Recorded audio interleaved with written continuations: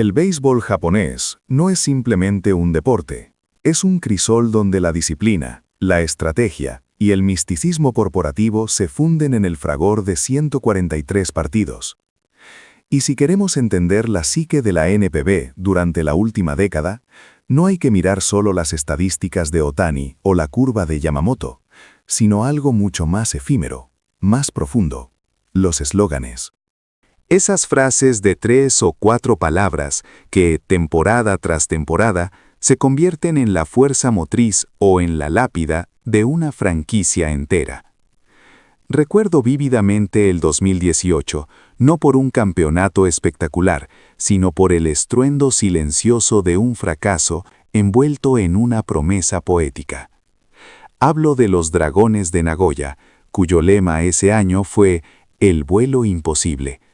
Una frase que prometía romper las cadenas de la mediocridad, pero que, en cambio, los vio caer a un infame récord de 45-98. Pero aquí está el misterio, la pregunta que nos ha perseguido a los analistas de la NBP durante años. ¿Fue ese lema, el vuelo imposible, un error de cálculo o el presagio de un éxito tan diferido que nadie supo reconocerlo en su momento? Para entender esto, debemos sumergirnos en el arte marcial del kachikoshi lingüístico, el eslogan ganador. El periodista deportivo Kenji Tanaka, quizás la voz más respetada en los círculos de Yomiuri, siempre insiste en la matemática del ánimo. Los lemas no son poesía, son código fuente, me dijo una vez. En nuestra base de datos hemos analizado los 120 eslóganes utilizados por las 12 franquicias en la última década. El patrón es claro. Los eslóganes que se centran en la unidad o la fuerza colectiva tienen un 22% más de probabilidades de terminar sobre .500 que aquellos centrados en la innovación o la superación individual. Miren a los halcones de SoftBank. Durante sus años de dominio, sus lemas eran casi utilitarios: revolución, dominación total, invencibles, cero florituras, máxima intención. Ganaron 5 series de Japón. Es la simplicidad brutal del éxito. Tanaka sostiene que si un eslogan requiere más de 10 segundos para ser explicado en una rueda de prensa, está condenado al fracaso. Nos mostró el caso de los Marinos de Lotte de 2014, cuyo eslogan, una compleja referencia a la tradición samurái y la energía oceánica, se tradujo en un mediocre cuarto lugar y un promedio de bateo colectivo de .235, el más bajo de la Liga del Pacífico en 3 años. Sin embargo, ahí es donde la fría estadística choca con la estrategia de marketing global. Sofía Reyes, una analista de branding que ha trabajado extensamente en el mercado asiático, ofrece una perspectiva distinta, enfocada en la resonancia emocional. El béisbol japonés no vende solo victorias, vende resiliencia y drama personal. El eslogan debe ser un mantra, no un plan de negocios, argumenta Reyes con esa intensidad característica. El mejor lema de la década fue sin duda el de los Carpas de Hiroshima en 2016. Kachi, el espíritu de la carpa se levanta. No es complejo, pero invoca la identidad histórica del club, la garra, el fighting spirit. No es un lema sobre ganar, es un lema sobre ser un carpa. Esa temporada, su asistencia al estadio se disparó un 15% y terminaron con una racha de 85 victorias. El número de victorias puede ser un epifenómeno. El verdadero éxito es crear una conexión inquebrantable, una armadura emocional para el jugador cuando está 0-4 en el plato. Este debate nos devuelve inevitablemente al corazón del conflicto, el vuelo imposible de los Dragones de Nagoya. ¿Era una armadura o una cadena? Para la mayoría, fue un símbolo de hubris.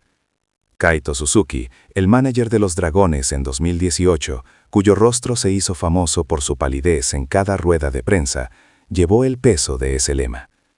En una conversación que tuvimos, con el eco de la derrota aún palpable, Kaito me confió sus sentimientos. El primer mes lo sentíamos. Sentíamos esa ligereza, esa promesa de elevarnos. Pero después de perder 10 partidos seguidos, la palabra imposible se tragó a la palabra vuelo. Cada vez que un periodista me lo mencionaba, sentía que nos estaban enterrando vivos. La gente decía, ¿ven? Es imposible.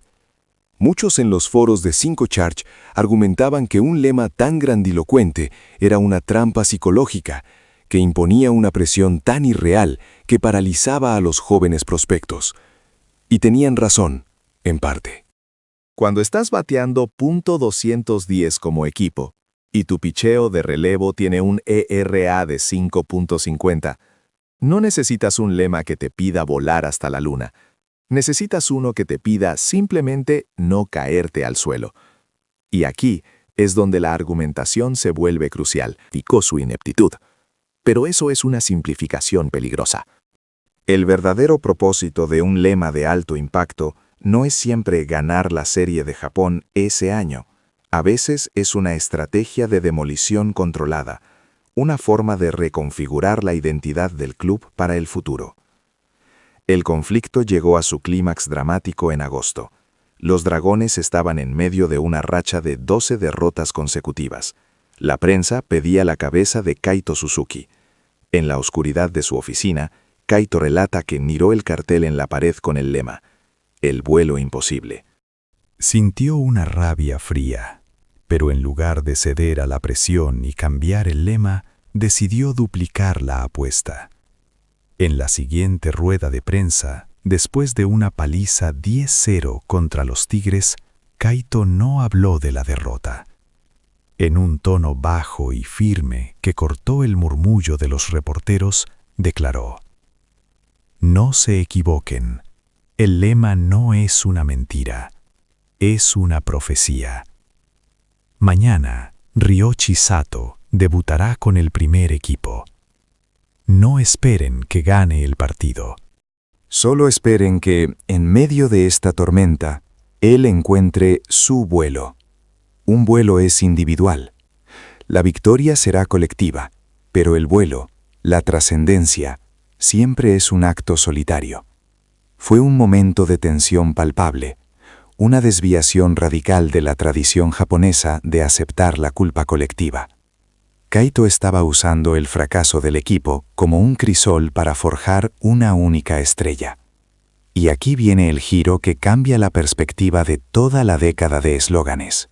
Ryoichi Sato, un joven jardinero que había estado batallando en la granja, debutó.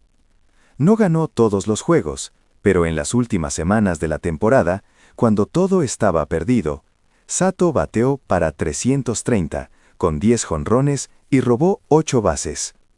Su actuación fue una de las pocas luces en un mar de oscuridad.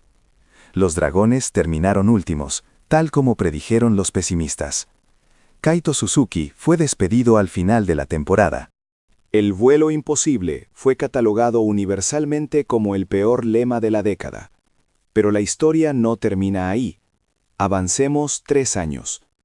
Ryoichi Sato, el joven jardinero que debutó en ese ambiente tóxico, se consolidó no solo como el líder de jonrones de la Liga Central, sino que ganó el MVP de la liga.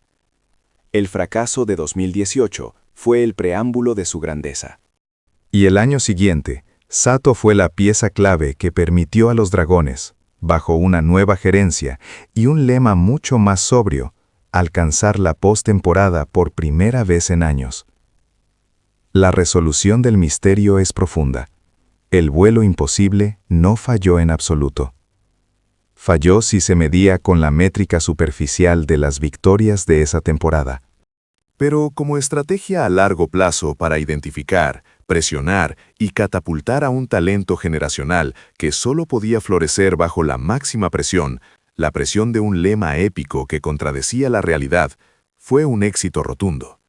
El eslogan no buscaba una victoria de campeonato, buscaba una trascendencia individual que luego, y solo luego, podría contagiar al colectivo. Kaito Suzuki usó el fracaso garantizado como una incubadora de héroes. Y esa, mis amigos, Es la verdad no contada de los lemas de la NPB. Las palabras que resuenan no son las que prometen la victoria, sino aquellas que exigen la transformación, incluso si eso significa quemar la nave en el proceso. El poder del eslogan no está en lo que dice, sino en el precio que exige a los hombres que lo llevan. Y a veces, el vuelo más alto solo puede nacer de la caída más profunda.